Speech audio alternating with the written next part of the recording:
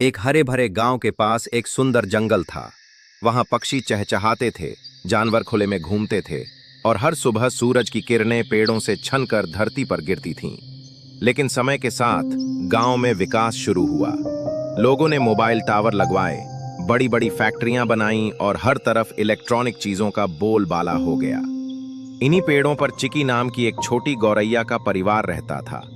पहले चिकी सुबह सुबह मीठे गीत गाती थी और बच्चे उसकी चहचहाहट सुनकर खुश हो जाते थे। लेकिन अब वो आवाजें कहीं खोने लगी थीं। मोबाइल टावर से निकलने वाली तरंगे धीरे धीरे उस जंगल की शांति को निगल रही थीं। चिकी को समझ नहीं आ रहा था कि अचानक उसके सारे दोस्त क्यों गायब हो गए। मधुमक्खियों की भनभनाहट अब सुनाई नहीं देती थी। उसकी सहेलियां दूसरी चिड़ियां भी अब कम दिखाई देती थीं। दरअसल मोबाइल टावरों और इलेक्ट्रॉनिक उपकरणों से निकलने वाली रेडिएशन ने पक्षियों की दिशा पहचानने की क्षमता को कमजोर कर दिया था।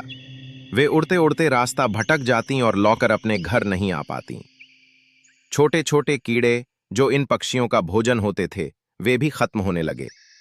इलेक्ट्रॉनिक कचरे ने जंगल के छोटे छोटे तालाबों को जहरीला बना दिया था। कई जानवर बीमार पड़ने लगे, खरगोशों के बच्चे मरने लगे और हिरणों के झुंड अब उस इलाके से दूर जाने लगे।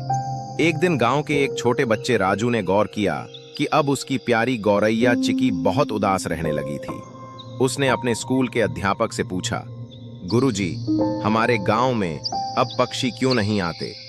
गुरुजी ने सब बच्चों को बताया कि मोबाइल टावरों और इलेक्ट्रॉनिक चीजों से निकलने वाला प्रदूषण जानवरों और पक्षियों की जिंदगी के लिए कितना खतरनाक होता है। बच्चों ने मिलकर एक संकल्प लिया, हम जितना हो सके इलेक्ट्रॉनिक कचरा कम करेंगे, पेड़ लगाएंगे और लोगों को जागरूक करेंगे।